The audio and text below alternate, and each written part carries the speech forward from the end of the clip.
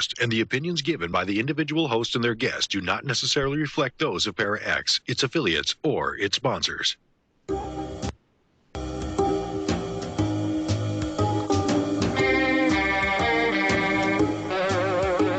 Step outside of your comfort zone.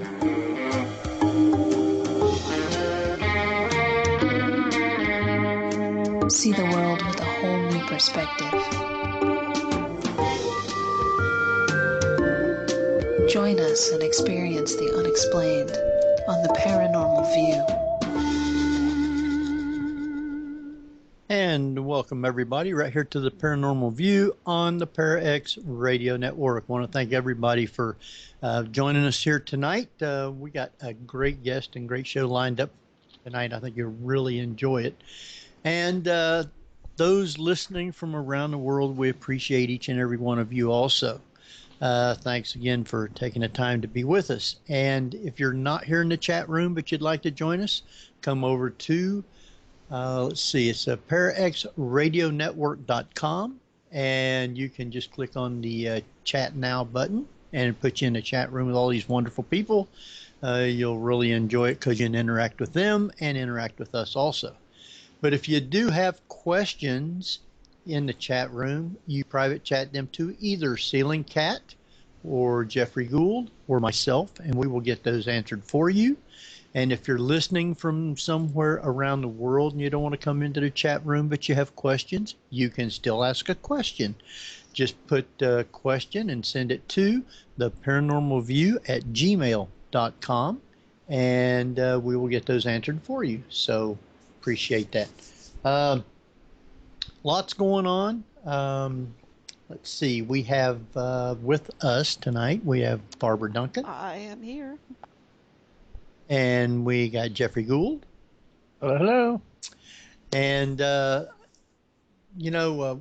a thing that's going to be coming up, and I've already started posting it on Facebook. But I'm going to go ahead, if you're around the area of southwestern Ohio, October 27th and October 28th, they're going to do it on 2 different nights, and the thing is going to be located at the Preble County Historical Society, which is between Eaton and I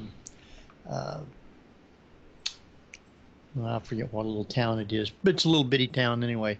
And it is, I'll find that out and let you guys know. It's a Victorian-style house tucked away, steeped in local history, where phantom footsteps walk the halls and children's laughter fills the upstairs. And it is right here in Preble County. Join the PCHS staff and volunteers as they lead you on a tour of history and mystery and hear the eerie happenings of the Sailor Swartzel house. The tour is October 27th and 28th, and tours are at 8, 8:05, 9:30, 10:15, and 11. Adult ghost tours, ages 12 and up, it's $12 a person. This tour will be in a completely darkened house led by a guide by lantern light. The maximum is 10 people per tour group. Reservations are made upon receiving payment. You can call 937-787-4256 for reservations. Great little place. Been there quite a few times investigating it, and there is lots going on in that place. So with that, like I said, we have a great guest, and we have lots and lots to go over with him. If you ever remember growing up as a kid and your parents would, and you may have even said it to your kids, if you don't be good, the boogeyman will get you. We start out as kids? What? Oh. I hope you did. Anyway, that's what we're going to be talking about tonight. And Jeff, why don't you introduce our guest? Exactly. Our tonight's guest is self-admitted weirdo and author of Lost in the Darkness, Grim Shadows Falling, and Vile Peeking Under the Skin of Murderers. Benjamin Jeffries of Skeleton Manor dwells in Lafayette, Indiana, and we'll be discussing his book, certainly his most recent book, Interview with the Boogeyman. So welcome, Benjamin Jeffries. Thank you. Glad to be here. Yes, I am too. I've got the book. It is an excellent little book. And, Thank you. you know, the way you started out of how he come into being out of the depths of whatever. Hmm. And I guess he ended up having a name, and you call him Tenebrous. The book is about the history of the boogeyman and how he comes into being, and each country adds their own name and designs and fears into the boogeyman. So just start right off and tell us how you got started and talking to the boogeyman. It began when my publishers actually asked me if I wanted to do a book about Slender Man, and I was hesitant because, number one, he's a copyrighted figure now, and I didn't really feel like paying the price for using him in a book. And second of all, the book on the Slender Man would be probably about a pamphlet size. And it's all made up. I mean, there's no real truth to any of the mythology behind the Slender Man. He was made by a guy in the creepypasta or 4chan chat rooms, and it just sort of grew legs from there. But instead of doing Slender Man, I kind of fired back and said, well, what about the Boogeyman? And they were like, okay, well, pitch it to us. And they said they greenlit it like a week later after I pitched it to them. And after I finished it and got it all done and did it the way I wanted to, I sent it to them. And my editor went in and she said, she went in, must have gone in 5 times, she said. And she said each time she got ripped to shreds. They didn't get it. They didn't understand it. They didn't know what was going on with it. What was it supposed to be? Was it supposed to be fiction? Was it supposed to be nonfiction? And I said, it's both. I said, let me talk to them. So I sent an email to my publisher and I said, just read the book. Any questions you have, just ask me. I said, but just read it, because then you'll get it. And they, about a month later, they went ahead with it and agreed to publish it. So they obviously read it and they got it, and they have been 110% behind me ever since. And they really did a good job of presenting the book. They even surprised me with a glow-in-the-dark cover, which I hadn't been expecting, but was really super cool. Yes, the cover on the book is excellent, and it's a hardbound book. Yeah. So yeah, it's my son come over last night and watched a little bit of the football game with me, and I showed him the book, and he really liked the cover of the book, and he said, I want to read that when you get done. So he'll be getting that next. But yeah, I was real pleased at how they put it together, and even they even incorporated it, proving to me that they actually got it. They actually put on the back of the book, I said, when you see the cover glowing, that means the boogeyman is near. And I'm like, they got it. They finally got it. So I was kind of happy about that. And they took the ball and kind of ran with it, and have been very supportive of me ever since. Now, when you were talking in the book to start with, I noticed you was actually supposed to have been interviewing the boogeyman himself. Yeah. And you asked him a bunch of questions. And one of the questions I thought was pretty interesting. You asked him, the closet or under the bed? Which do you prefer?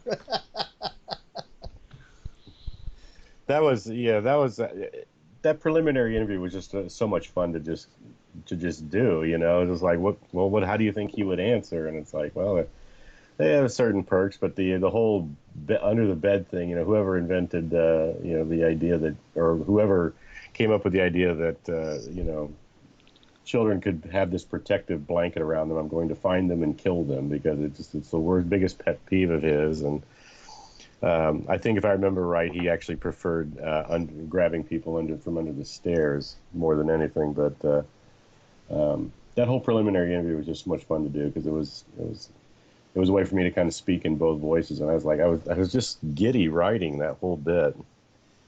Yeah, that's the way the book starts out. You doing an interview with him like that before. Yeah.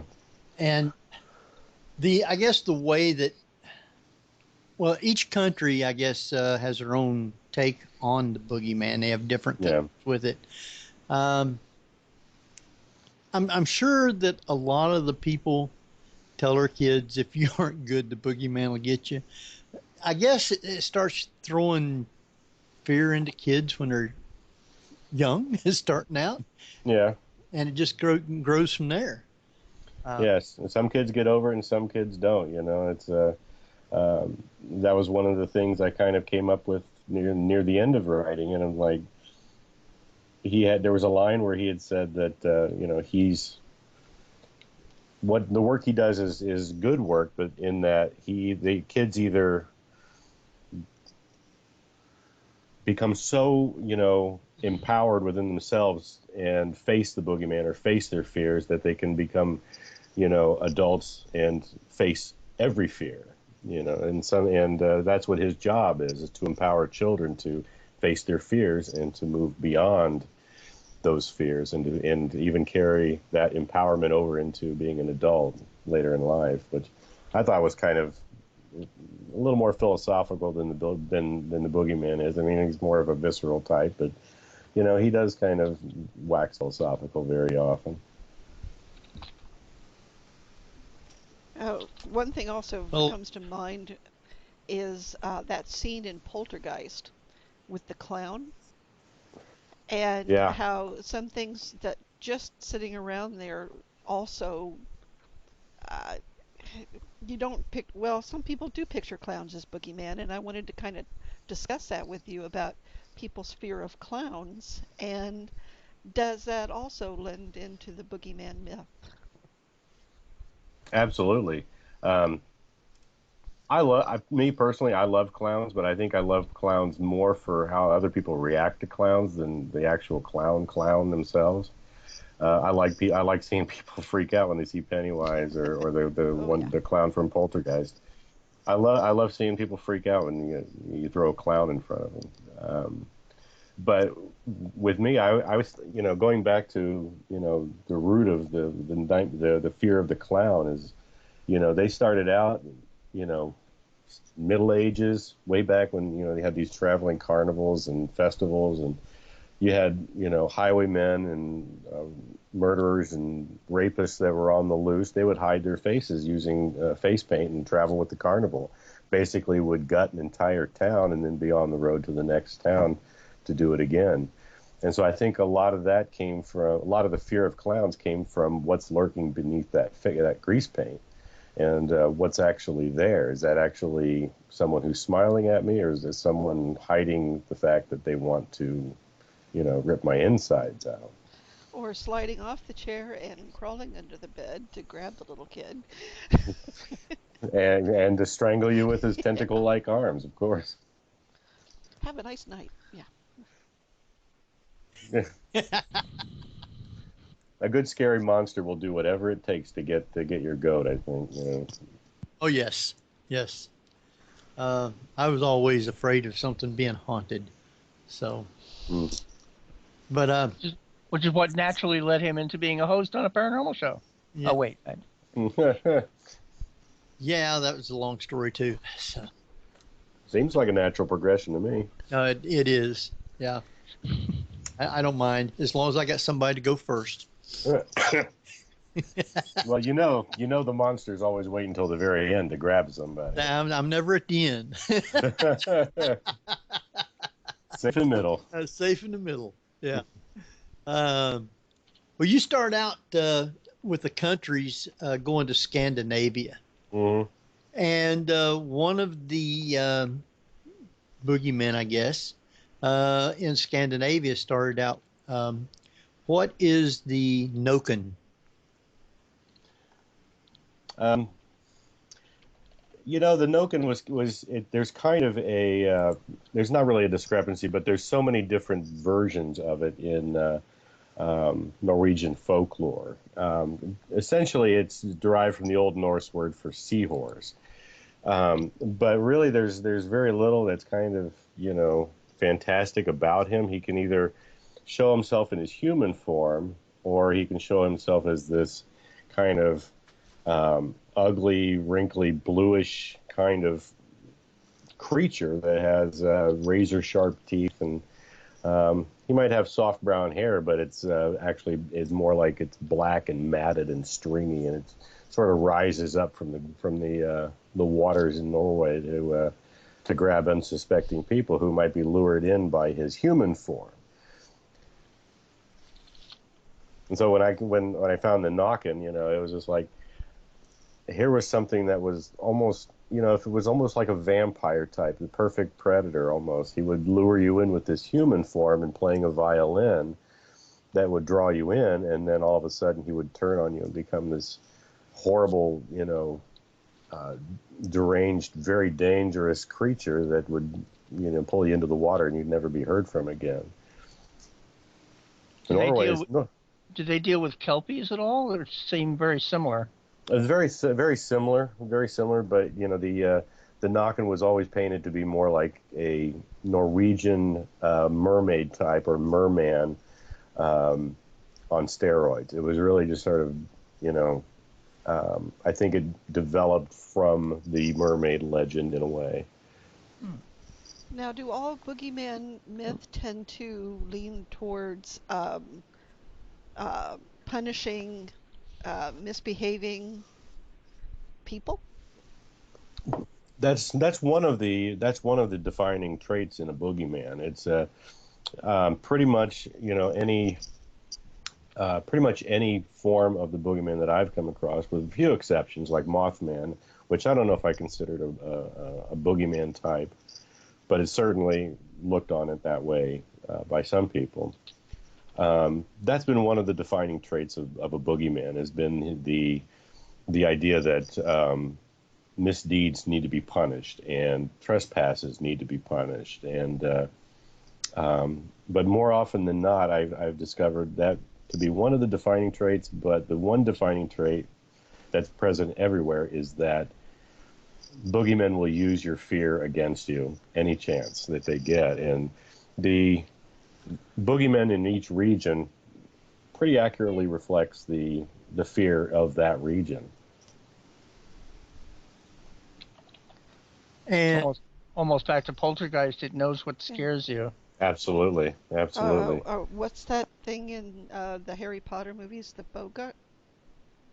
Yeah. Oh, the Boggart. The Boggart. Yeah. Yeah, the Boggart in the Harry Potter movie was absolutely what the boogeyman actually was. I mean, that's where the term boogeyman came from, was a Boggart. It was a Celtic word, or a Celtic slang word for what became the boogeyman. And that actually, the Boggart that Professor Lupus, I think it was, unleashes, is actually probably the closest thing to seeing an actual boogeyman on film in its truest form. Question from the chat room. Sherry wants to know, is a boogeyman is a trickster? He can be, as long as it gets him where he wants his prey to be, I guess. He will do whatever he can to bring you nearer. And the Nokken, like I had said, would use his elegant human form and his violin to actually bring people close. And then when they were close enough within reach, he would grab them. He also had, in the idea of tricksters, he wasn't so much of a trickster, but one of my favorite boogeymen was the Pied Piper of Hamelin, and nobody seems to think of him as a boogeyman, but I did, simply because he was a boogeyman to adults, and he was the one that, you know, stole everybody's children out of Hamelin. And so he was sort of a trickster in that he did a service and then he corrected the wrong that he was done by stealing everybody's children. So yeah, boogeymen will use. They did sort of, you know, try and screw him out of getting paid. So yeah, that was the whole thing. He did correct the wrong by taking their children as payment. And today, the idea of the boogeyman being a child stealer or a cradle snatcher is fairly common, and it all began with the Pied Piper. Yeah, he was one of my favorites, and every time I mention the boogeyman and the Pied Piper in the same sentence, they're like, "What?" Because he's dressed up in colorful clothes. He has a pipe, you know. He has a hat with a feather in it. I'm like, just think about what he did. One of the most horrible things a boogeyman could do is take an entire town's children away, and they disappeared for good. I mean, they were gone, So to me, that's pretty terrifying, But, did the punishment fit the crime? I don't know. He was stiffed on the bill for getting rid of the rats, but I don't know if it really, I don't know if it really warrants the stealing of every child in Hamlin. Well, I think the point was that they really had to learn. I mean, it's very negative reinforcement, but it was. Sometimes you have to hit people with a sledgehammer. Yeah, exactly. Now, of course, the movie version with Van Johnson decided to have the children return. So it wasn't a bleak ending from the original. But how many of Disney's films end with happy ending, as opposed to what really happened in the original Hans Christian Andersen stories and such, which usually are horrifying. Yeah, and the Grimm fairy tales and all that. You could never do a Grimm fairy tale movie, and it would never be popular with kids, simply because there was always. Actually, it'd probably be more popular with kids. I would love it. I would think it'd be amazing. I mean, there are versions that actually do show, like the Cinderella stepsisters cutting off their heels to their feet to try and fit into the shoes. Oh, yeah. Having their crows peck their eyes out and stuff like that. Mm-hmm. I kind of preferred the Ever After version with Drew Barrymore. But... So with the Scandinavian, what is the mare? The mare was actually more known as a female kind of demonic kind of boogeyman creature that would actually she would actually sneak into your room while you're sleeping and basically sit on top of you and feed you nightmares, and then she would feed on the fear that came out of that. And from her name, the mare became the nightmare, the term nightmare. So, yeah, she was. But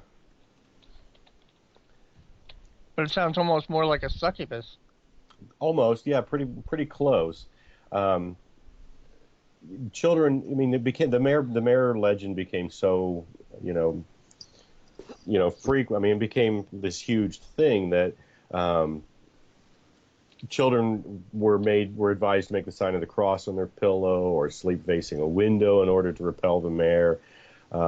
German folklore, the mare could be kept away simply by saying a simple prayer. And that's one time. What's that? That's the one at bedtime. That's the one at bedtime. It's similar to the "Now I lay me down to sleep" kind of prayer, but it's a lot more lofty. Yeah, it says, "Here I lie down to sleep. No nightmare shall disturb me. They must swim through all the waters that flow upon the earth, and then must count all the stars that appear in the sky." And it says, "Help me God, Father, and the Holy Ghost, Amen." That's the one. I don't think he could do all that in one night. Well, that's similar to the way people used to trick vampires. They would leave rice on like crossroads and leave stuff at crossroads, because apparently for some reason vampires, original kind of vampires, were very OCD, really, and if they came across a pile of rice, they would have to count it, and it would try and keep them there until dawn, so they'd be destroyed. I always thought that was funny.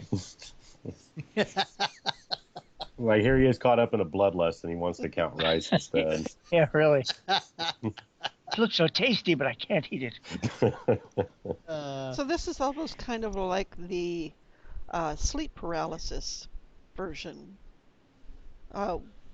Very much. That's that's one of the things that was prevalent in the stories of the mare, was that they felt like they couldn't move, and that was them saying that the mare was sitting on their chest, kind of, feeding them nightmares, looking in their face and feeding them the nightmares as they slept. So yeah, I think it's definitely one of the earlier diagnosis, I guess, of sleep paralysis. We know more about that now. I think it's a lack of serotonin or something like that keeps your body from moving. But that was definitely one of the earlier diagnoses of sleep paralysis, with feeling like the mare was sitting on you and you couldn't move. I think they call it the old hag syndrome because it's like a being that's supposedly sitting on your stomach or sitting on your chest, and you can't breathe. Yeah, yeah. Yeah. Which that's happened to me once, and it's kind of a weird story. But I was in Kentucky at an authors conference, and I was sleeping in the hotel, and the hotel was just creepy anyway. I thought it was great, but when I was asleep, I woke up in the middle of the night feeling like something was holding my legs down. I could feel the hands on my feet holding my legs down. Got up, I could not move my legs at all, and I finally woke up and whatever it was, it actually let go. And I'm like, the mayor's at it again. She found me. So yeah, I understand completely, but I don't know if that was the sleep paralysis or not. There was actually hands touching my feet. You didn't give me a big enough chapter in the book.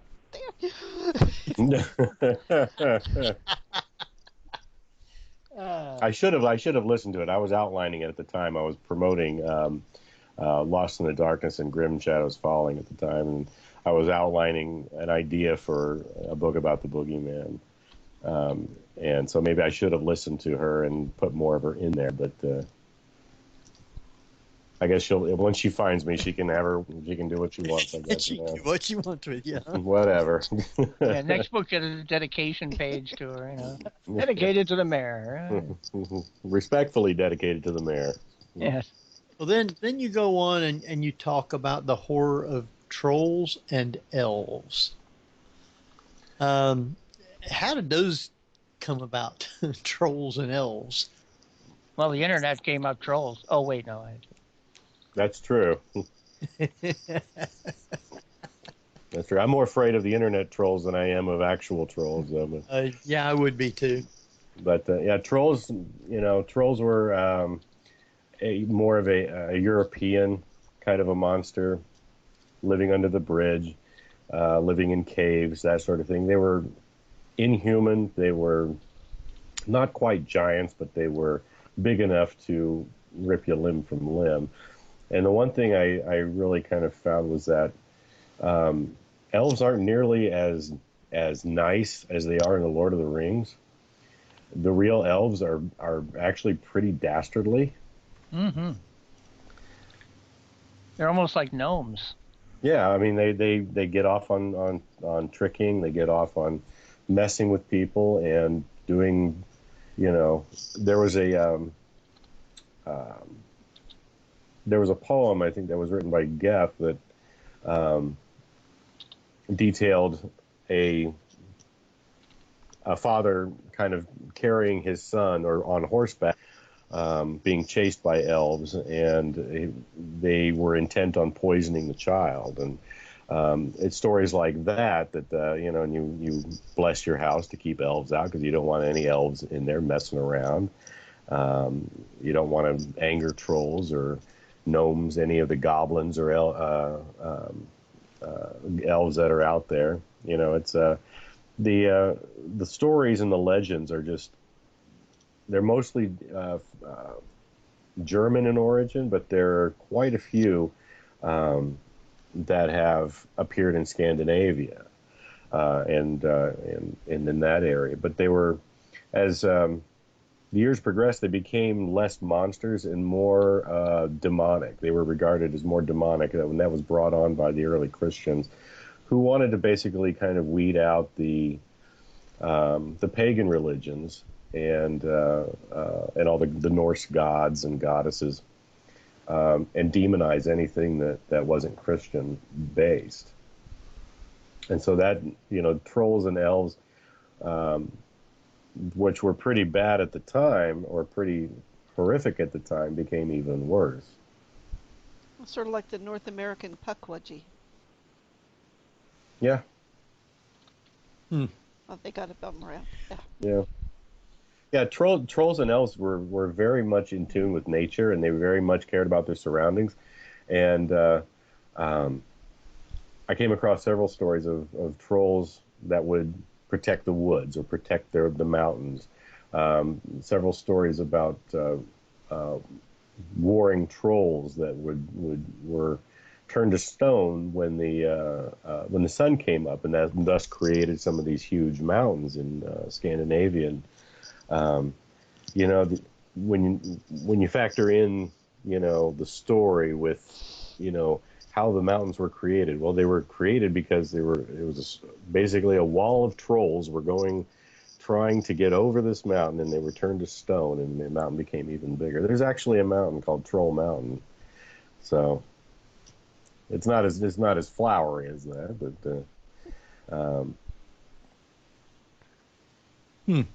Have you ever seen the I don't know if it's Norwegian or Swedish film Troll Hunter? I love that movie. That and Rare Exports are just two of the best movies. Yeah, I think they were Swedish, but Rare Exports and a Troll Hunter, every Christmas I watch them. I love those movies. Every Christmas. And the thing is, Troll Hunter's a little more tongue in cheek. Yeah. Because he gives the documentary guy the helmet and everything. He says, why am I wearing this? He says, so you don't get your head bit off. And sure enough, he's walking out with his own suit of armor, and the troll just kicks him around like a soccer ball. Yeah, and one of the more chilling parts of that is when the trolls picked him up in the truck, and they're thinking somebody lied about being a Christian, and that's why he's attacking them. So, yes. I just thought it was oh crap! Somebody forgot to say something. Well, the thing was, when I grew up. And, of course, they anglicized a lot of the fairy tales. The giant in Jack and the Beanstalk, it was rewritten to Fee Fi Fo Fum, I smell the blood of an Englishman, when the original line was I smell the blood of a Christian man. Yeah, that doesn't surprise me. So when Troll Hunt brought that up, I'm like, oh, we're getting back into that aspect. Oh, yeah. The onset of Christianity didn't ruin the folk tales, but it definitely turned it on its ear a little bit and demonized things that were maybe shouldn't have been demonized. But some of these things were really colorful stories to tell around a fire, Yeah. And that's all they were, really. I mean, but it was an attempt at anything other than the Christian. Outlook of it was demonic or meant or seen as demonic, and I think that's a lot of the troll stories and the evil elves, and even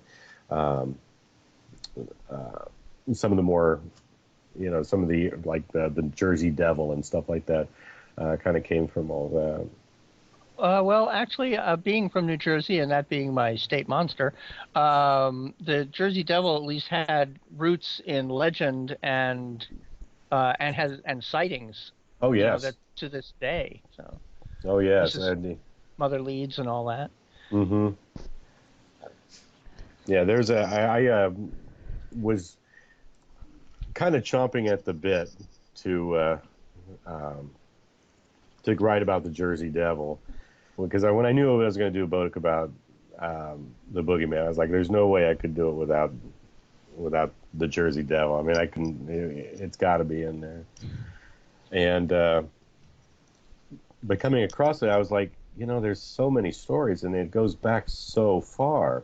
It goes back to before this was even a country. Stories of the Jersey Devil. Yeah, around 1600s. When Mother Leeds. Yeah, and it was. A priest exorcised it with bell, book, and candle for 150 years, and sure enough, 150 years later, boom, sightings, and people didn't even know about it yet. It wasn't like this legend that was really persistent.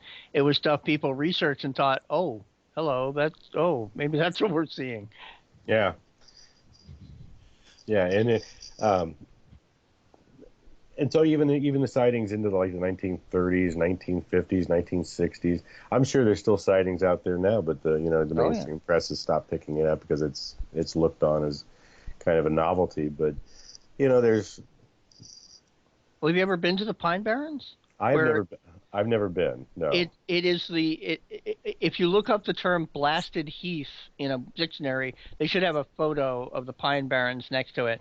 It's like it looks like a nuclear after the nuclear fallout. It's white sand. I'm surprised any trees that even the dead ones are there at all. Wow. It just looks wonderfully horrific and nightmarish. And a friend of mine who's a filmmaker and such is part of the New Jersey Devils Hunter Association. They go down every so often and just look around. You know, they found a foundation that they can't clarify whether or not it's Mother Lee's place, but you know, you never know. Mm-hmm. Yeah. Well, I think what we're going to do is go ahead and take our first break. Let's see.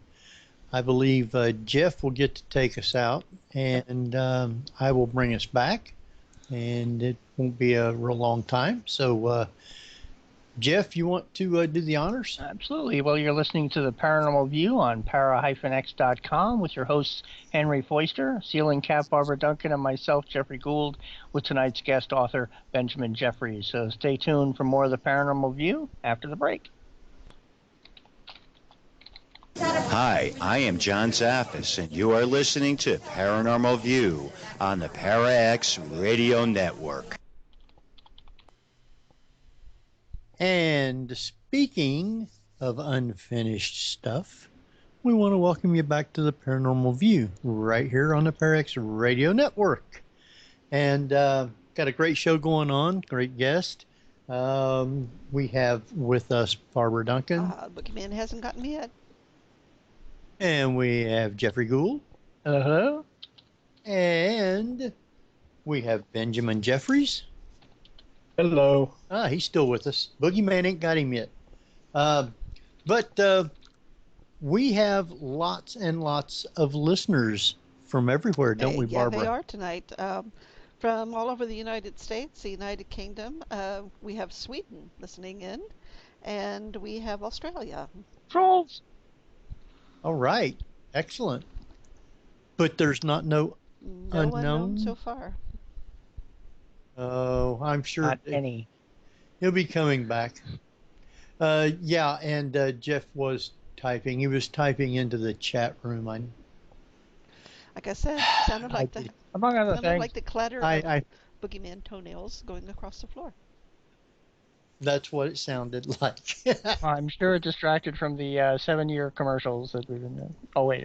That's okay. But anyway, we want to welcome everybody back. And if you do have questions, private chat them to either Ceiling Cat, Jeffrey Gould, or myself, Henry Foister. We will get those answered for you. And if you're listening from somewhere else, you can still send us a question. Send it to theparanormalview@gmail.com, and we will get those answered for you. When we was talking, I wanted to read a thing out of the book here, just a short little thing, which leads into our next little thing. It says, in September of the year 1349, during a dark and dismal night, a ship drifted into Bergen Harbor on the shores of Norway. It was accompanied by eerie and baleful silence. Only the creaking of its timbers and the muted squeal of rats in the hold could be heard. As it drifted into port, workers nearby boarded the mysterious ship from England, only to find the entire crew dead. This thing here is called the Pesta. Won't you tell us about it and what it is? Pesta was basically the monstrous form of what was going to be called the bubonic or the Black Plague. It was seen to be as a kind of a witch-like creature that most people kind of thought of as like it was sort of like a propaganda symbol for pestilence that was going through Europe at the time. But the pesta was actually the Latin word for plague or pestilence. And she was most prevalent in Denmark and Norway. And she was seen as the purveyor of this bubonic plague, this Black Death. And she would go from farm to farm, village to village, and anybody who would catch eyes with the pesta would fall victim to the plague. Not everybody would, but if she was seen, like I said in the book, death would be following behind her most regularly. Might it have been an actual person that, like Typhoid Mary kind of a thing, or? It could have been, at the time, it could have been looked at as a witch-type person that may have been an outcast, may have been looked upon as someone sketchy. More often than not, I kind of look at it as a creature that was invented by explaining to the children why their friends were dying, why their friends' families were dying. Basically a story to explain death to children, and it kind of grew from there. It's kind of unfortunate that the Black Plague, has overshadowed her a bit, but she still kind of goes hand in hand with that horrible plague. That was me. I kind of hit the mic. Yeah, that happens. Yeah, that happens. That's usually me, and it's usually my forehead. Well, I did it with the book, so. But anyway, you had one more that I wanted about in the Scandinavian part, where you said it's one of the, I guess, horrifying tales. The Draugr. The Draugr, he was one of my favorites. He's one of the scariest that I've come across, and he's my favorite boogeyman type from the book. He was generally described, and it's interesting because you can look at the Nazgul in The Lord of the Rings, and you can look at the White Walkers in Game of Thrones, and that is what Draugr looked like. I mean, they were shrouded. They had white, almost bluish skin, white eyes, and they were just absolutely terrifying. They were the monsters that were mostly known for having died tragically or unexpectedly, either through murder or suicide. And because of that, they felt the need to rise from their grave nightly to seek vengeance upon the living. Basically the precursor to the vampire legend, but they were much more terrifying than that suave Romanian ever was. Is that sort of goes along with the church view that if you don't receive last rites, basically your soul's condemned? Okay. Absolutely.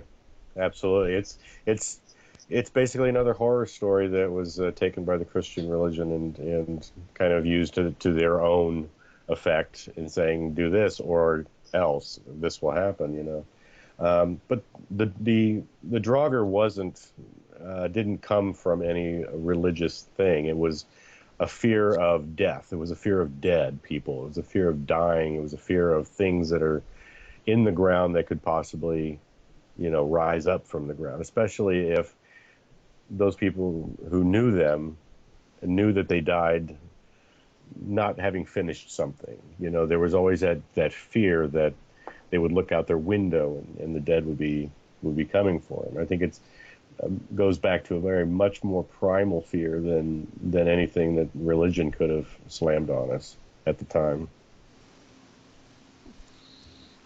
Wow. Yeah. Well, you got another one there, Barbara? I was just gonna, yeah. It sort of falls back into, well, at least the Romanian time period where they would dig people up or disinter some people and find that, number one, the ground was makeup was such that it basically embalmed them, so there was no decay. So yeah, they would basically become wax figures of themselves. Yeah. So there's always that fear of the undead, I suppose. Or it's like there's no bones. He looks exactly as he went in the ground. He must be alive, and then it definitely creates the whole vampire mythos that sometimes the dead don't die, I guess. But the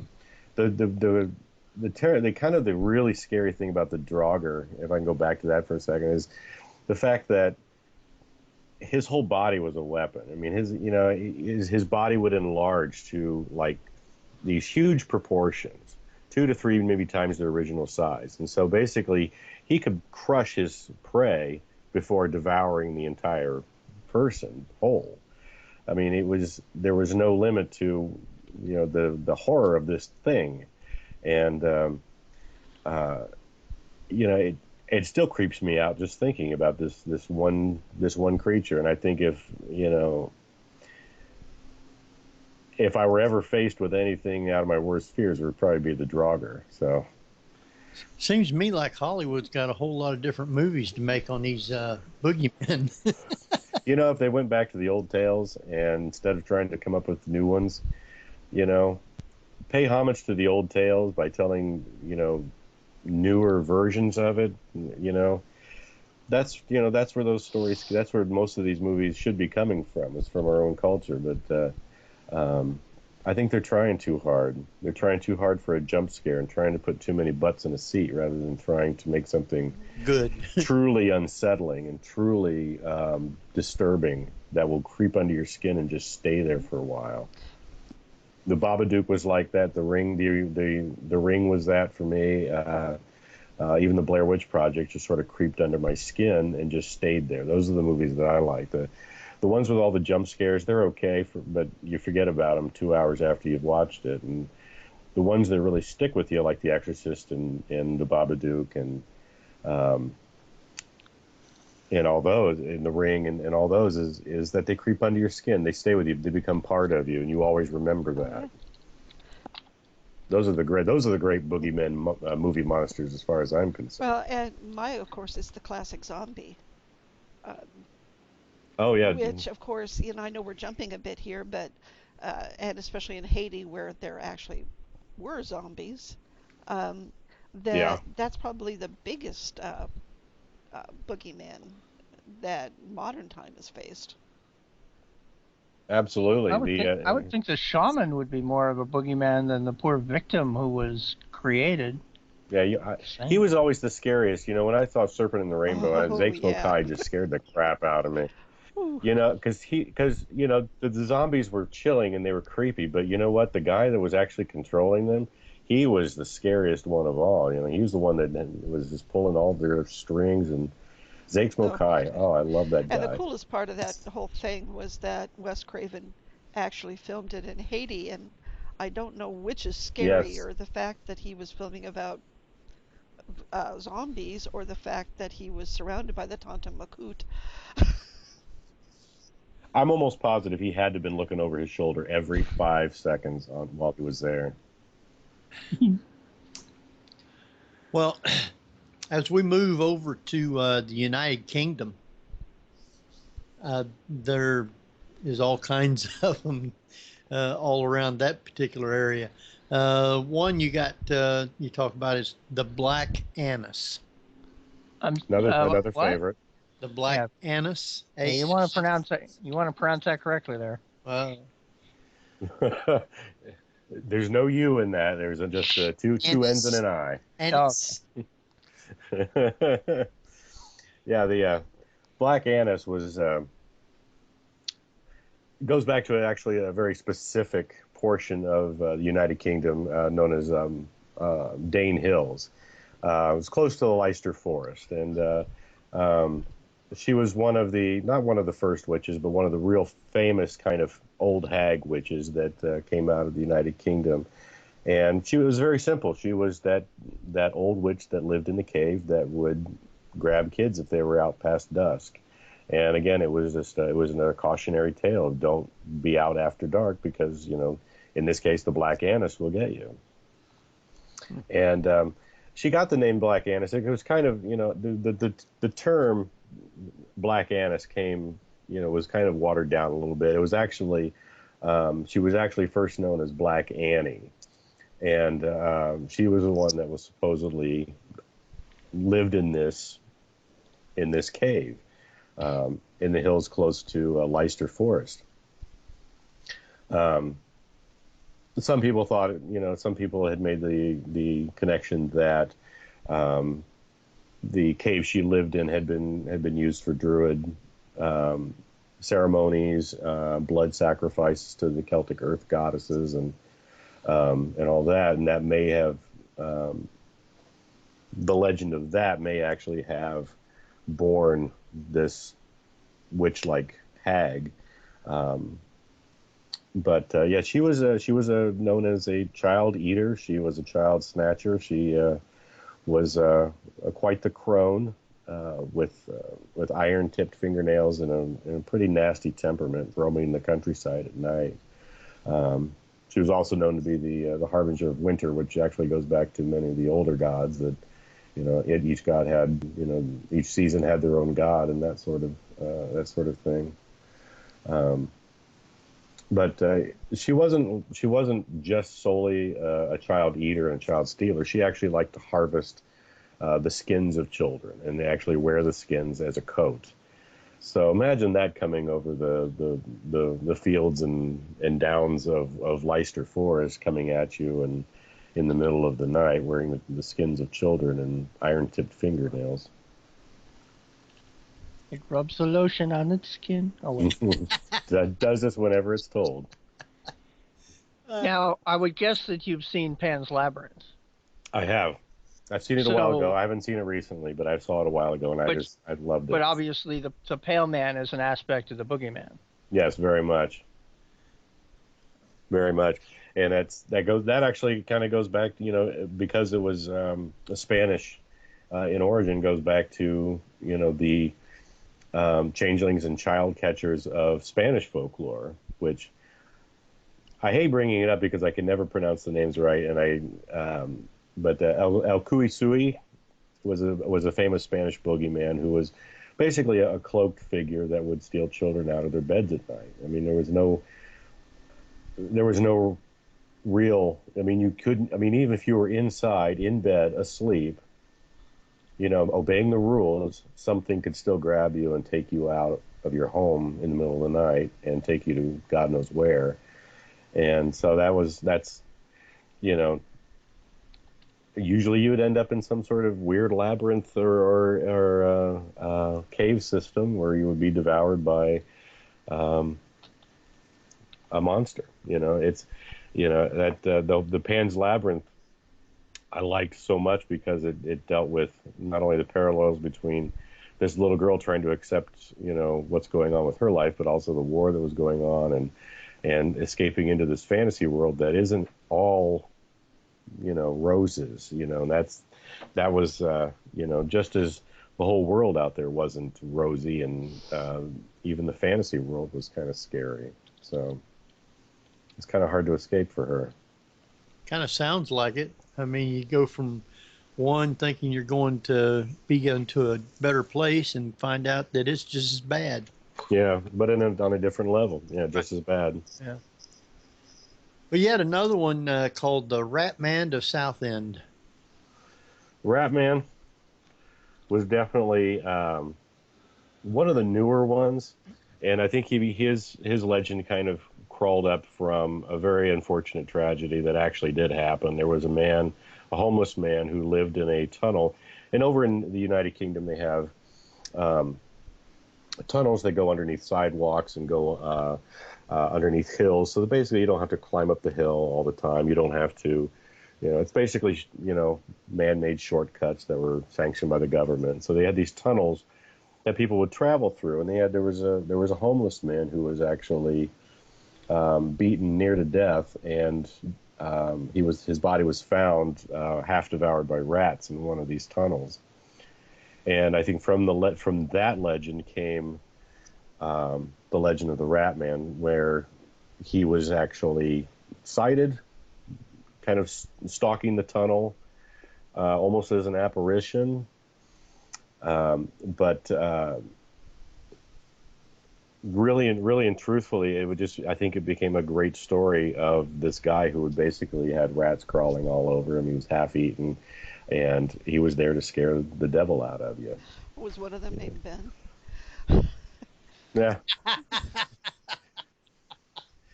No, that was Socrates. Socrates was the evil genius behind all of that. Oh, Socrates got Ben was the fall guy. Ben was the fall guy. Until that's to the sequel. But believe me, I mean, have seen the sequel, oh, and I never lived it down my entire childhood. I mean, but the poor rats too, because the poor homeless guy's dead. No one finds him. They're like, what are we just going to leave him there and not? He's buffet. Yeah. But England, of course, has their underground, their subway system is very elaborate. Tons of ghosts. There have been several documentaries about people who walk the line after hours to make sure that the track is clear, that there's nobody down there, and they'll see somebody like working, and they'll just think it's a maintenance person, and then later find out, no, there's no one down there. Oh yeah, London Underground is one of the most haunted places, and it's such a storied history down there too. So many deaths have gone on down there by accident or otherwise. There's a reason why there's so many documentaries and books written just about the haunted London Underground. Wow. We got another one that I guess is more like into Scotland. Talking about it's almost like the short story of Legend of Sleepy Hollow called the Dullahan. The Dullahan. Very much so. Came from Washington Irving. In the book, I allude to the fact that Irving pretty much stole the legend of the Dullahan for his own Legend of Sleepy Hollow, but it's a very common story of a headless horseman, and the Dullahan was definitely one of the best and first, but he was also one of the more vibrant ones in that he didn't just ride around carrying a pumpkin. He rode around, with a pan in his hand, and if he looked in your windows, or if he stopped outside your house, one of you in that house was going to die. And he didn't just ride a horse. He actually drove a carriage, and it was piloted by two black steeds. And it's weird because most of the stories kind of make it make very positive that it is not the body driving the cart, but the cart driving itself. The body's basically just there watching, and it's kind of crazy because he does carry his head in his hand, and the eyes are known as being very tiny and black, and they dart around the countryside, looking around, looking for whoever he's supposed to, for lack of a better term, harvest that night. And it was a very terrifying story that villagers would just tell to each other. And I think, to me, when the boogeyman came up with that one, I think Tenebris, like I said in the book, he hit a home run with that guy. And he gave him supernatural powers and a temper, so you can't go wrong with that. So was the Headless Horseman an actual legend? I wasn't sure whether or not it was just a Washington Irving story, because the story implies that the bully of the town dressed up to scare Ichabod Crane away. It was very much implied that Brom Bones had done that, but I think that the idea for the Headless Horseman came from the Dullahan, and I'm sure that during the Revolutionary War and all the wars before then, there was somebody who was unfortunate enough to get his head blown off by a cannonball, or in some fashion. Unfortunately, a very quick end. I can't believe it being fortunate, but very inauspicious end, but definitely something that would create a story or two around a campfire. I know that. Well, the thing is, you watch these movies, and they show cannon fire in, like, Revolutionary War movies or Civil War movies, and you just see the cannon go off and then impact in the ground or something else. However, cannonballs only moved about 60 miles an hour. So if you were in a line of a skirmish, and you're looking at the row of cannons, and a cannonball is coming at you, you're going to see it coming, and there's very little, if any, time to get out of the way. In fact, in the movie The Patriot, we actually do see a guy head clean off from a ball, because they were smart enough to actually CGI in the cannonballs moving across the field to hit people. Very real. It was very realistic cannonball hits in that one. I'm glad they didn't cop out and actually do do just the cannonball blast hitting in the dirt and stuff like that. Teleporting cannonballs. Those cannons were there for a reason, and that was to take out as many people in one place as possible, and that did the trick. Wanted to do one more before we take another break, and it's in Scotland. Scotland's Ben Nye and the Banshees of Ireland. Yeah, the Ben Nye, well, it's those wacky Scottish. I'm Scottish, so I can say that. But the Ben Nye was I don't know how I can be delicate about it. She was so well endowed. Woohoo! That sorry. So she was said to be a very gifted creature in many ways, and that she was known as the washerwoman of death shrouds, and because she had to do all this work, she had to throw her breasts over her shoulders, and to do her work. And if she happened to put her eyes on you, it would become your death shroud that she was washing. Now, not that I have tons of neo-pagan friends and witches, but that's also the story behind the Morrigan, which is one of the Celtic goddesses. And usually washing the shirt is the shirt of whoever comes across her. Yeah. It's their shirt being washed, and that person will die in battle. Yeah. So usually it's like the night before a battle or something. Yeah. You don't want to go down, but you don't want to go down by the water the night before a battle. That's why you've got squires. Send a lookout guy first. Exactly. Don't want to go down by the water, huh? Not before a battle. You might see the beam in the eye, and that shroud that she's washing may be yours. I'd be wanting to make sure I was clean just in case dust. They always say wear clean underwear when you go to battle, or is that driving a car? I can't remember. Well, before we continue on, and I think the next part we'll be talking about the European abyss. So with that, we're going to go ahead and take another quick break. And, of course, Jeffrey will take us out, and I'll bring us back. And, Barbara, was there anything you wanted to add before we do this? No, except that I thought that, and clarify if banshees were also part of a clan, so they tend to attach themselves to a specific group. Definitely. Family, yeah. Yeah, definitely. Families definitely had their own little banshees, and whoever would, they showed up on you on the moors, or they showed up outside your mansion or your house, you were toast. Somebody was. Yeah, somebody in the house was toast. All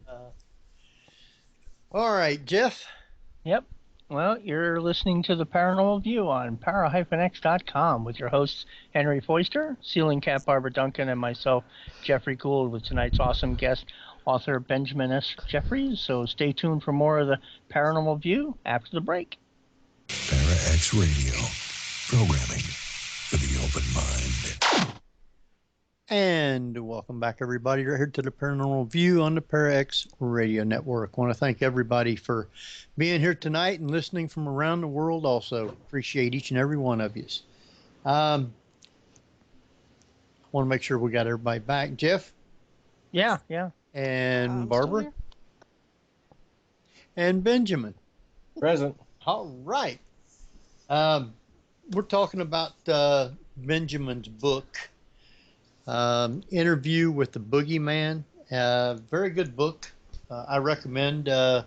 We'll tell you where you can go to get it in just a little bit here. And with that, though, we're still talking about the different things that's in it. Let's see here. If we go over to France, they have one there called the Loup-Garou. The Loup-Garou. Basically, it was your class.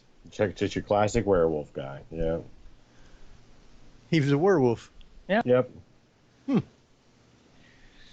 Let me see if I got me a steak. Depends on how you cook it. I'm going to cook it hard. I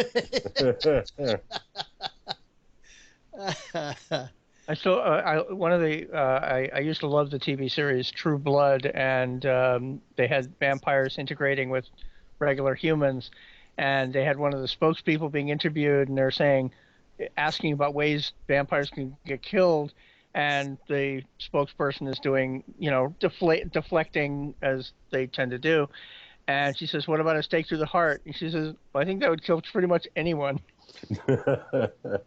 Yeah. Well, you had one about Korea called the Dokabi. The Dokabi. Yeah, he was sort of resembling the trolls from Norway and Sweden, but he kind of retained the size of a goblin or sprite. He was a shorter, scaled down version of a troll.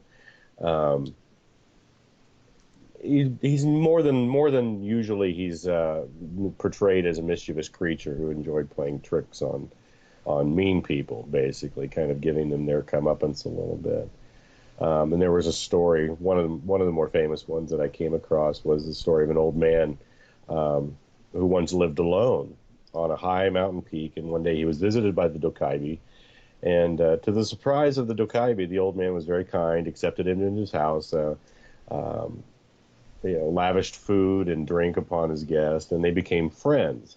And day after day, the old man and the Dokaibi would spend time together. But one day, the old man was alone near a mountain stream when he caught his reflection in the water, and it turned out he was beginning to resemble the Dokaibi, and he immediately feared that he himself was becoming a Dokaibi, which that's pretty terrifying, really, to think that you're spending so much time with a person that you start to become like that person. It's but in any case, the old man went back to his house, and when the Dokaibi returned, the old man asked him. He said, "What are you most afraid of?" And the Dokaibi answered, "I'm afraid of blood. What are you afraid of?" And the old man said, "I'm afraid of money." He said, "That's why I live here alone, And he was concocting a scheme to get the Dokaibi to stop coming around. And so the next day, the old man killed his prize cow and poured blood all over his house. And shocked, the Dokaibi ran off and vowed that he was going to return the favor with his greatest fear. And the next day, the Dokaibi dumped sacks and sacks of gold and silver coins all around the man's house, and the Dokaibi was never seen around there again. So that's kind of one of those fun tales that you hear about. But he was never really seen as a harmful creature, but he did like to go through forests and challenge people to wrestling matches, and I think that's about as far as he went.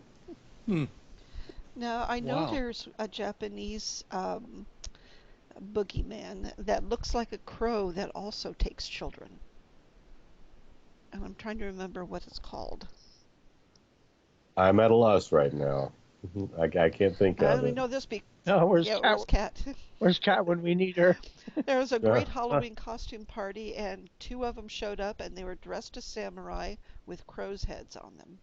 And the myth is that, like most of these boogeymen, or a lot of the boogeyman tales, they stole children. Well, it almost resembles the Kappa. The legend. What she was talking about almost resembles the Namahag in Japan, and they would basically go from house to house and looking for children, and it became so popular that on New Year's Eve every year they have people dressed up as the Namahag running through the streets, going up to houses and terrorizing children, much to the delight of their parents. Good. Scare my kids. Yeah.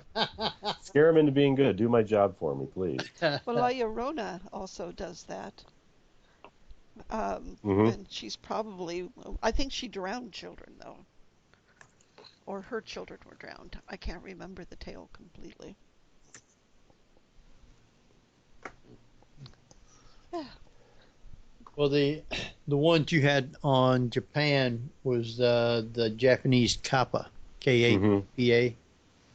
Yeah, the kappa was, and I don't know if you've ever been to the Orient.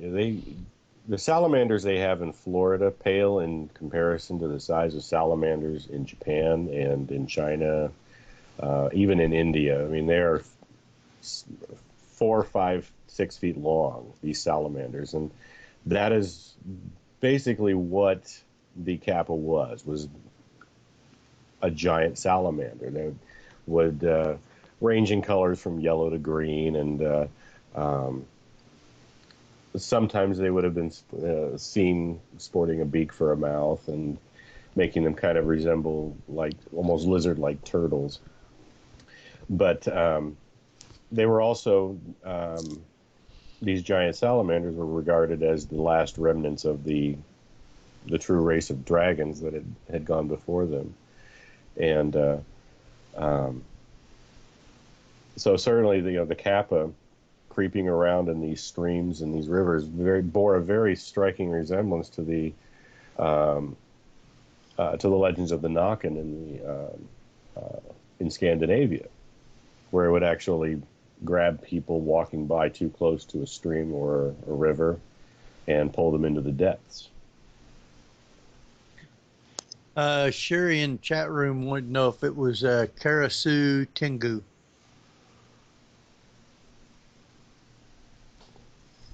Could. Oh, is it the Japanese crow, one with the crow head? Right. That sounds about right. Terrifying little creatures. Fine little creatures. Stay away from me. You got one in China. Mogwai. The Mogwai. Yeah. Yeah. Okay. That's a tense subject for Tenebris. He still thinks Spielberg owes him money. He keeps saying that every time I bring up the Mogwai. He keeps saying Spielberg owes me money for that. Did he create it, or did he write a paper on it, or something? Or the Mogwai was taken by Spielberg to become Gremlins. Right. And although technically it was directed by Joe Dante, but yeah. Yeah, and written by Chris Columbus, produced by Steven Spielberg, but we all know who's really behind it all. We know who pulls the strings for all of them. But no, the Mogwai were an actual creature that came from China that was known for being mischievous creatures like gremlins. They usually meddled in the spiritual affairs of Hindus and Buddhists. Basically, they were there to test their faith, I guess, and test their resolve. They would lead them into trouble, different kinds of sins and temptations, try to cause as much self-destruction as possible that they could. And it wasn't until World War II that the idea of Mogwai became Gremlins, that was created by the British, basically the British equivalent of the Department of Defense, saying, that gremlins are, the Japanese are sending gremlins, the Chinese are sending gremlins, watch out for them in the workplace. They're going to try and mess with you. It became a kind of a fun propaganda World War II thing that became a lot bigger than it probably should have. But it has its basis in the very real folklore of Mogwai, which is Sanskrit for evil beings in Chinese folklore. These little creatures going around causing all kinds of destruction, knocking over fence posts and setting fires, releasing livestock, from their pens, that sort of thing. And so they went from being, these furry little creatures to being these scaly, dark beings that were actually out to sabotage the world, the war effort. Well, we also had the gremlins that had to deal with Bugs Bunny. There were a number of wartime cartoons that Bugs Bunny had to deal with the gremlin. Yeah. Gremlin's always trying to mess up the war effort, and Bugs Bunny was there to set them right. Bugs Bunny, huh? You sure that ain't one of them, too? It's entirely possible. I should ask the boogeyman about that. And yeah, see what that'd be a good one. Russia had one called Baba Yaga. Baba Yaga. Essentially, Baba Yaga was the Russian equivalent of what the Black Annis was a the evil hag witch, and it was Russia's version of that. It would steal children out of the forest, and a lot of these old witch tales came from fairy tales like Hansel and Gretel and the Grimm's fairy tales, the Hans Christian Andersen fairy tales, were the old witch that's out to get the children, and that's what Baba Yaga would do. She had her shack in the middle of the forest, and if you got too close, she would make a meal out of you. Have you ever heard of a TV series out of Canada called Lost Girl? I have seen it. I've seen a few episodes on Sci-Fi Channel here in the States. Yeah, because they deal with a lot of these really archaic creatures of myth, and Baba Yaga was I may have been a two-parter. I don't remember. I would love to see that one. Yeah, I'll see if I can find if the episode is online. I know it's they're repeating them on Sci-Fi. Which is how they've decided to spell sci-fi for some reason. And so yeah, it's a cool show because they bring up ancient, like, I don't know if you've heard of the Garuda, if that's actually something, or if that's something they made up for the show, or. I think I've heard of it, but I haven't done much research into it. Okay, he's kind of a boogeyman type of character. Yeah. So. And I know like shows like Supernatural and Grimm do that, all that. Especially the early episodes of Supernatural used to do a lot of the evil creatures from myth and folklore and fairy tales too. Especially Grimm, which based their entire show around it. None of them stand up to Kolchak the Night Stalker, though. Oh, you're not kidding. Oh, yeah. Mm-hmm. My dad, much to my mom's chagrin, let me watch that when it first aired, and it scared me so bad. That vampire showed up, and oh my God, you had to peel me off the ceiling. That was great. I would loved it. Yeah. Carl Kolchak, the original Agent Mulder. Yep, sure was, and he was good too. You have one in there called the Changelings. What are the Changelings? Changelings are essentially, it's a fairy phenomenon, or it's related to the fairy phenomenon in that fairies would essentially steal newborn babies basically out of the crib and replace them with a doppelganger or a fairy creature that resembled the baby. And usually in some folk tales from like Ireland and Scotland, the changelings would not be found out. They would actually grow up to become like these magical creatures that were human or looked on as human. Other places, the changelings would actually be found out, and they would react violently by either jumping out the window or scurrying up the chimney, and the child would never be seen again. So it was really one of those tales that kind of reminded parents to keep a really close eye on your kid. And most moms can look at any child and know which one is theirs. So it's the job of the changeling is really difficult when it comes to a very attentive mother.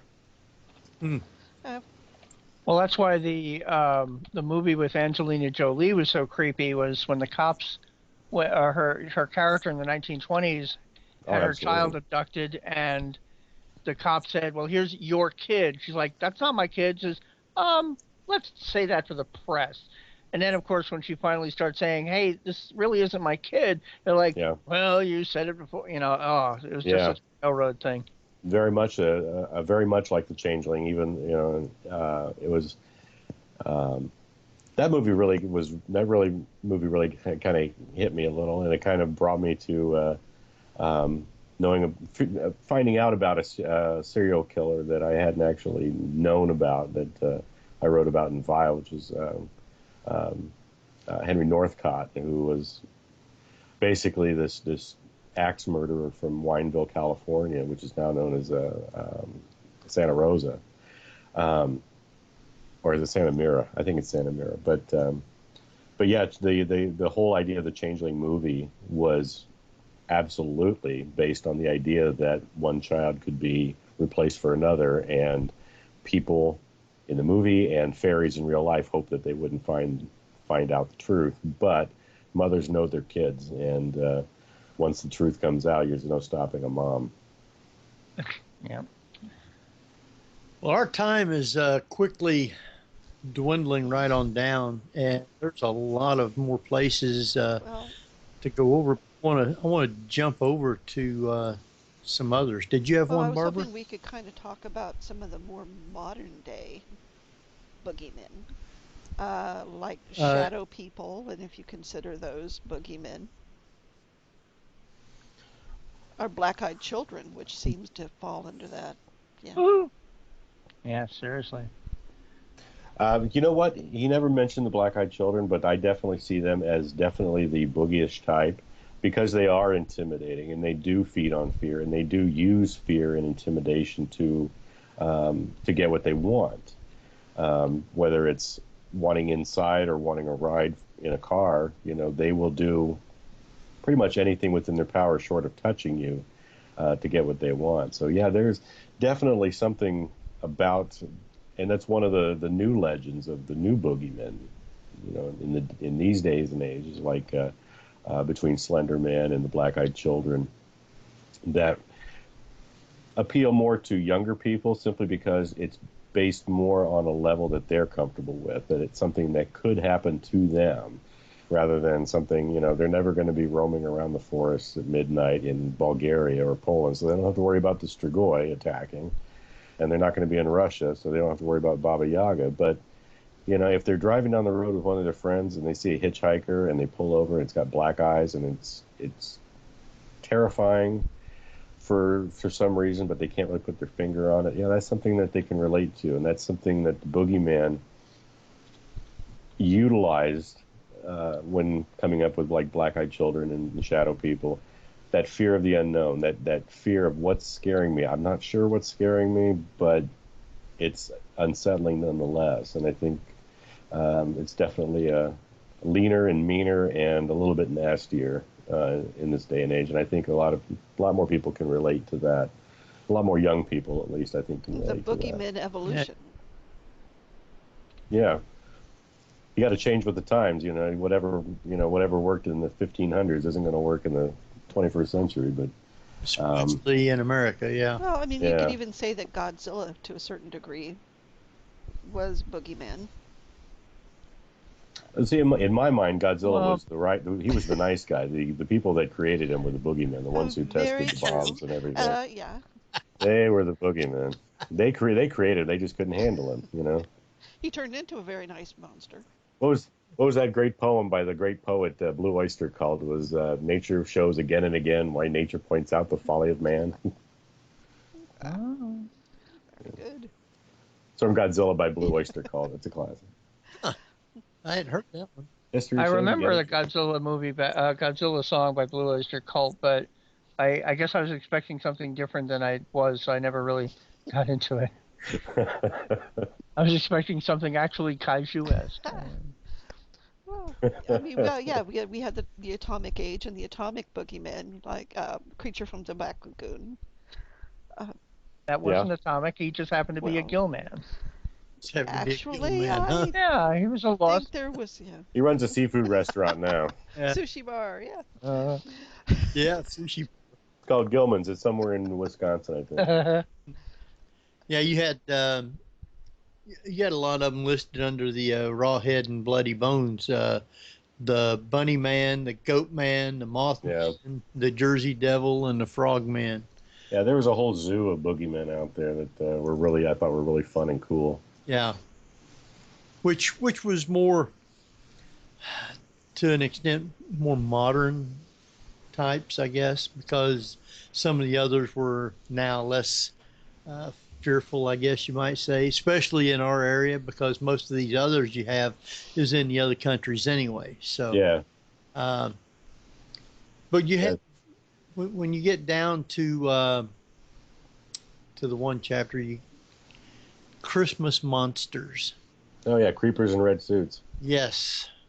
You got Krampus.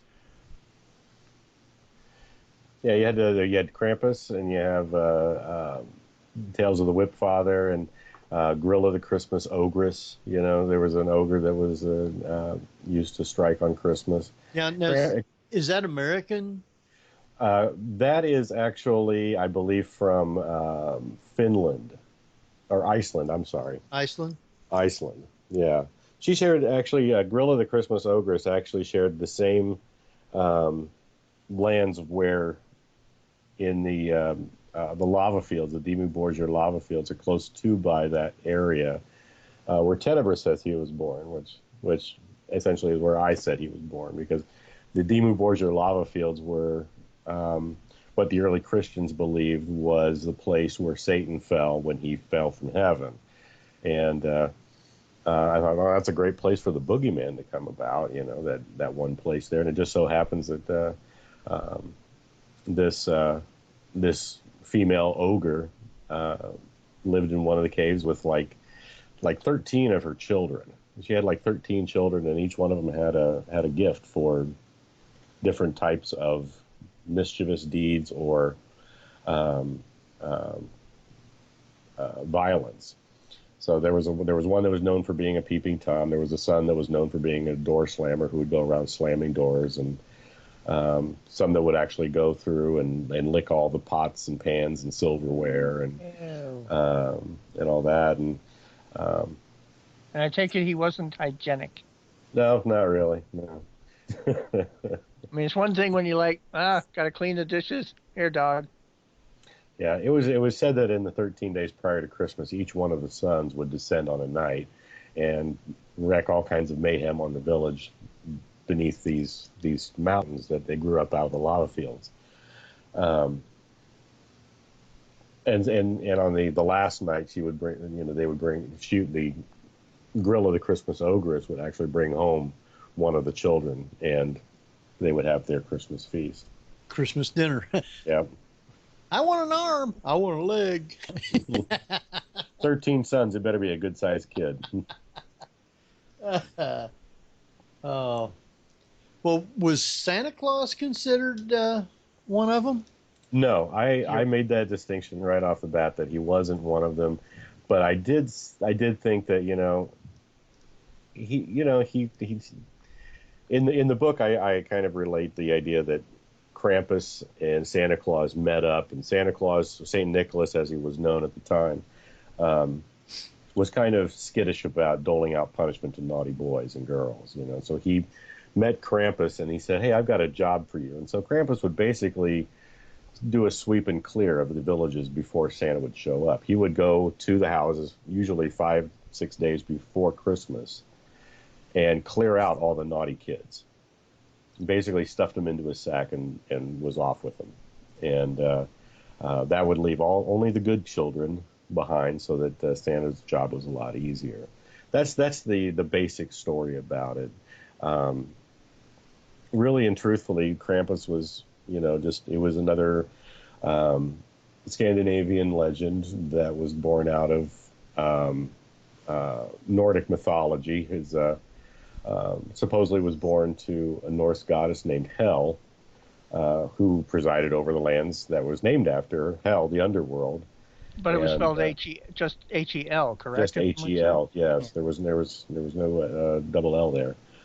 But basically, he was too big for his britches really early on. So she basically cast Krampus out into the world, and from there he began his quest to, you know, to aid, not really aid Santa Claus, but to basically indulge in one of his favorite things, which is mayhem.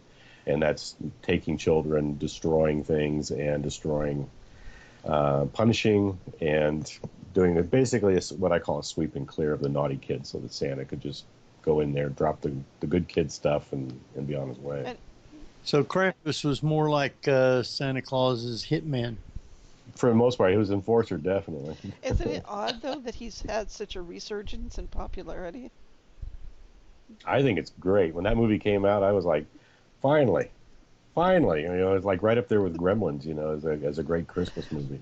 But I was really disappointed when we finally got to see Krampus, because I had to see it, because I love Michael Dougherty's film Trick or Treat, so I thought it was going to be as good as that.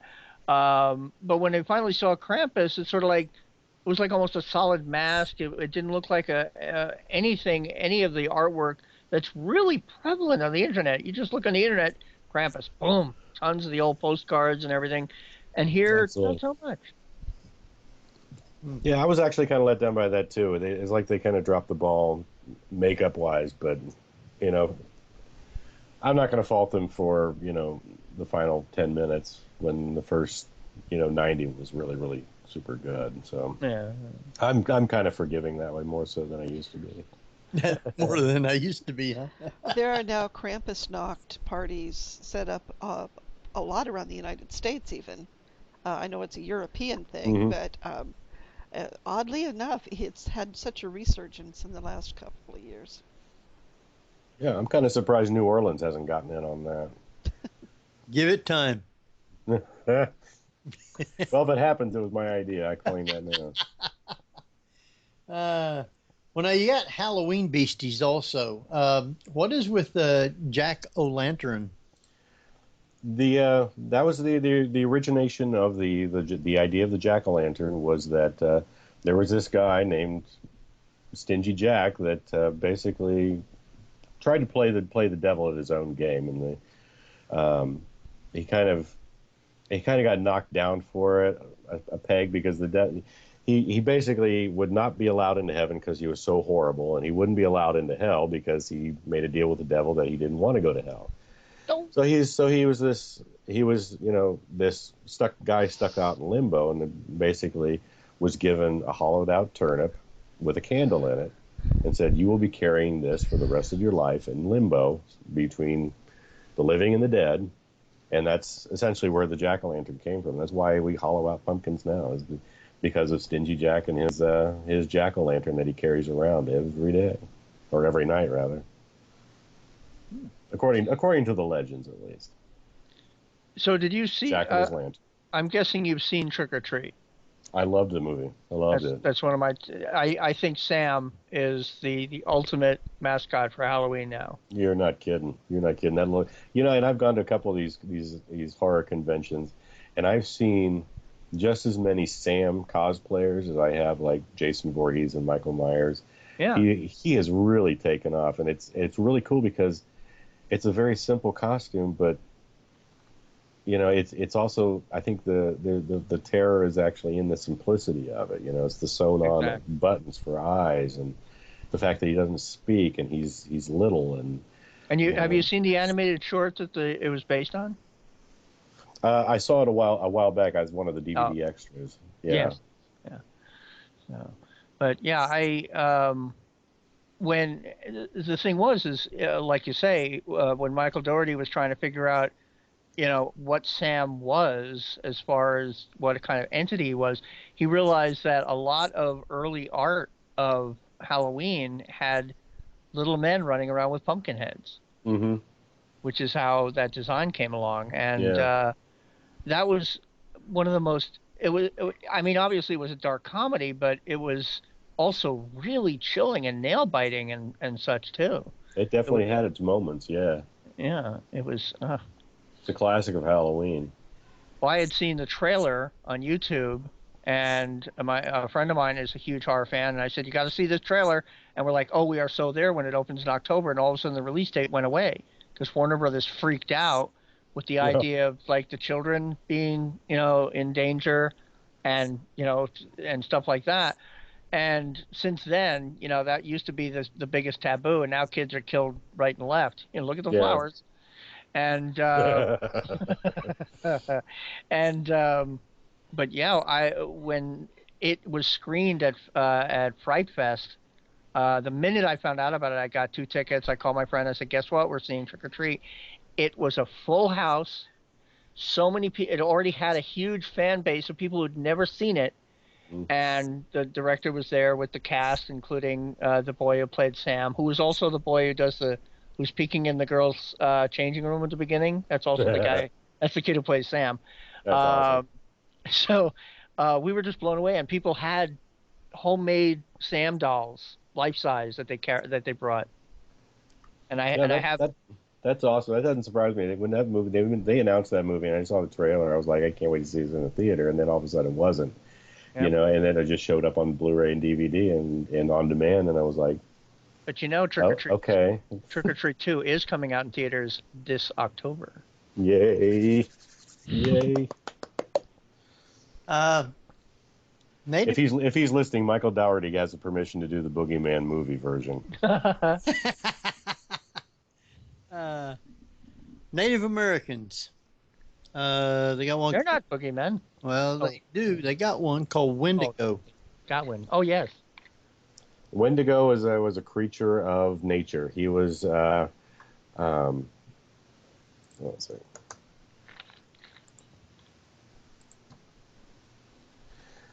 Yeah, he was basically the creature of nature that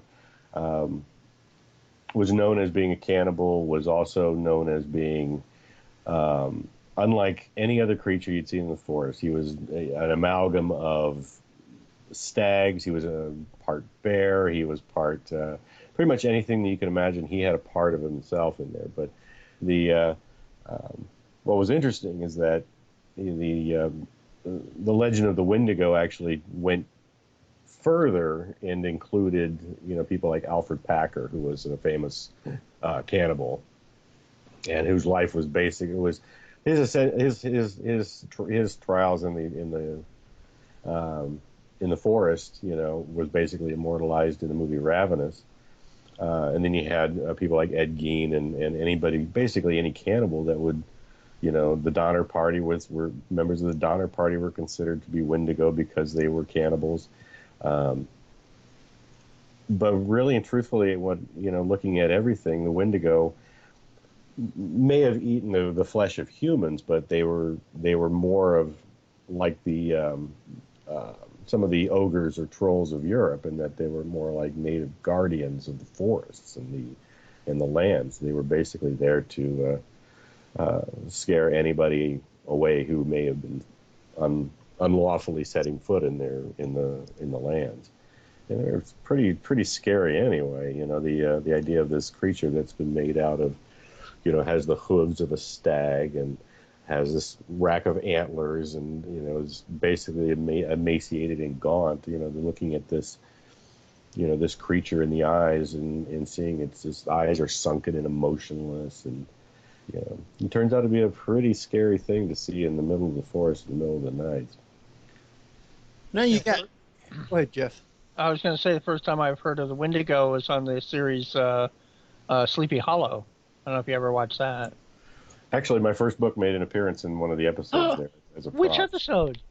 It was episode 209. It was I can't even remember the name of it, but it was one of the books that was brought back from and put. It was shown for like 5 seconds and put down on the table as one of Ichabod's research books that had been brought back from his cabin or something like that. Wow.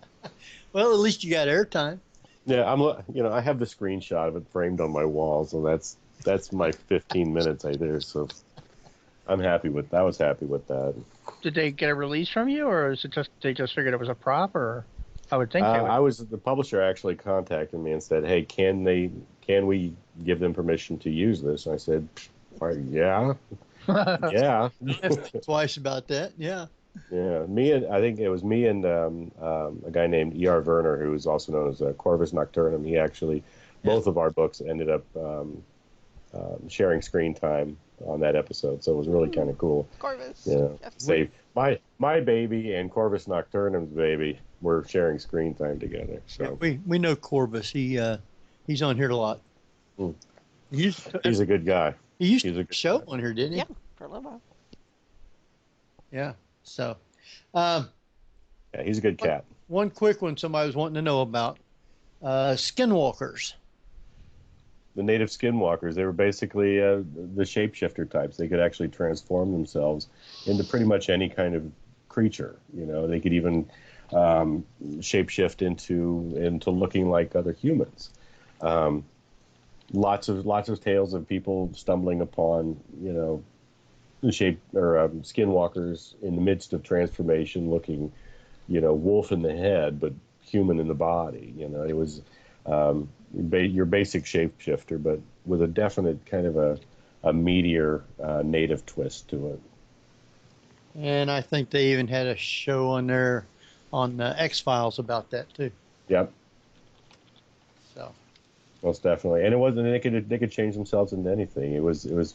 They were people of magic. People, usually connected to the shaman of the tribe that could transform themselves into anything they wanted to in order to elude someone or whatever they felt they needed to do. Wow. One last one, I guess. The Deer Woman. John Landis did a really good episode of Masters of Horror about this guy or this girl, I guess, and she was basically it was the equivalent today would be the girl hitchhiker on the side of the road thumbing a ride. And basically, they looked human, but once they got into your car or got into your house, they would become an animal and basically rip you to shreds. And this particular story, she would turn into a deer and basically, use her hoofs to mash people to death. And it's pretty much, it's pretty much a common legend amongst the Potawatomi Creek, Omaha, and the Ponca Indian tribes, and that they believe that she was the spirit of a native girl who was raped in the forest and transformed by the Great Spirit into the Deer Woman to exact revenge upon girl-crazy men and boys. One more question. Do you consider aliens as boogeymen? I don't right off the bat, but if you were to ask Tenebris, he would say that if it scares you, it's mine. If it doesn't, it's someone else's. So if aliens scare you to death, it's because he did it. He's not proud or anything. It all goes through him. Yeah. He gives the okay on all of it. Yeah. Okay. Nothing happens without his say so. And quick questions. Closet lights, on or off? He likes it dark, but it doesn't really matter to him. He'll find you either way, especially if you leave the closet light on. If you leave the closet light on, it'll be easy enough to find you. And what about night lights? Night light's another good. It's kind of like leading the path. Just follow the light to the breathing human, and you're there. So make it as dark as possible. Make it difficult for him to find you. So you being friends with Tenebris? I wouldn't say we're buddies. He's not real happy. He thinks I kind of butchered his story a little bit, but I swear I got it right from his mouth, so he can't really say anything. Which one of these boogeymen actually scares you the worst? Me? Well, the Strigoi were pretty scary. They're the vampires from Poland that actually inspired like Nosferatu and Salem's Lot. The rat-like features with the gray skin and the fingernails that were long and sharp. I think seeing Salem's Lot when I was a kid kind of predisposed me to be scared of that type of thing. So the Strigoi, being this rat-like vampire creature, definitely gives me the creeps the most. Oh yeah, the original Nosferatu. Yeah. Do you ever see? And the Draugr. The Draugr, you can't just. I mean, it's a cannibal vampire. It just eats itself and then it eats everybody else. So. Wow. There's no limits to that guy.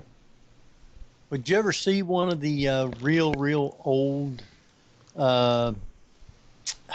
movies about Dracula. One of the silent jobs. I mean, the way that's Nosferatu. Like Nosferatu? I mean, that Joker was scary. You're not kidding. I saw that. My dad showed me that. He actually had. This was back in the 70s when movie night was setting up a projector and running Super 8 movies through your projector. Oh, Castle Film? Yeah, Castle Films. I have a ton of those. We had Dracula, Frankenstein. They were all basic 3-minute trailers that were 3 minutes of the best parts of the movie put into one reel. And so then he had Nosferatu, and I watched that, and I was like, well, I'm not sleeping tonight, but thanks for sharing, Dad. Well, when you mentioned the ship coming across that had the plague, all I could think of was that great shot looking up through the hatch of Nosferatu, just walking by on the deck and kind of looking down at us. Yes. It was very scary. Kids today just won't get it, but it's just scary. Well, by today's standards, a lot of it is kind of funny because at the time, they'd never seen anything like that. Yeah, it's hard for them to ignore the technology of the time. Yeah. But I think if they were to focus on what was actually happening rather than how it was being made, right? I think they might get it a lot and be scared by it. But it's still very much in pop culture. You'll see the classic, the shadow on the stairs, and they'll do like mix and match comical things to it. Oh yeah, I saw Scooby-Doo photoshopped into it one time, and he actually, Nosferatu actually showed up in an episode of SpongeBob, so that means he's made it. He's made it. He's on the big screen. He's in there. Well, that's like, what was I going to say? I had something. I swear I had something for this. Oh, okay. No, it'll come to me later. Well, got any last words here? Who, me? No, Barbara. Oh, sorry. She's normally the one talking. Yeah, having a blast with this. Type.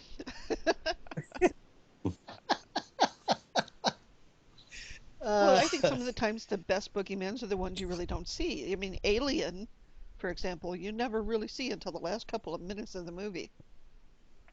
Mm-hmm. It's always the thought or the shadow in the corner of your eye. Yeah, and that to me is why it's one of the scariest movies that's ever been made. Is that you just don't know what you're seeing, and you're not sure if you actually see something or not. And it's just like you're there in the Nostromo walking along in the dark with them, and you're both like, can somebody bring a flashlight? Well, that's the distinction between The Haunting made in the 1940s and the remake in the 1990s, where, you had The Haunting was very atmospheric, and all the horror was implied and off screen, whereas the remake was just like, how much CGI can we cram in here? Oh, it was horrible. I saw that movie on opening day, and I thought, Spielberg's name's on this, right? I said, in 10 years, I'll bet you anything it'll be off. But I haven't seen it since I saw it the first time, and I'm wishing I had. I just saw it once, yeah. Because I saw the original Haunting, and I was like, this is one of the greatest ghost stories ever put on film, and the remake was more of a carnival where they said, let's see if we can throw everything. I was expecting a kitchen sink to fly across. They should have just thrown it in there. They tossed everything in there. I don't know what they were trying to accomplish, but they didn't get the desired result. I actually did, when I was doing community theater back east, I did sound design and ran tech for a stage production of the original Legend of Hell House on which Haunting is based. And I kind of cheated. I'm sorry, what? I said time's running low. Oh, bugger. All right. We'll talk offline. We'll talk after the show. That's for another podcast, after the show podcast. Yeah, after the show. Exactly. Talking with Talking Paranormal View with Chris Benjamin, Hardwick. I want you to give out your websites and how people can get your books and all the good stuff pertaining to you. And then as soon as we're off, we'll talk with you for a minute or two. Well, I'm on Twitter at Ben Jeffries 13, and you can find me on Facebook. I've got an author page and a personal page. Feel free to visit and send me a friend request there if you like.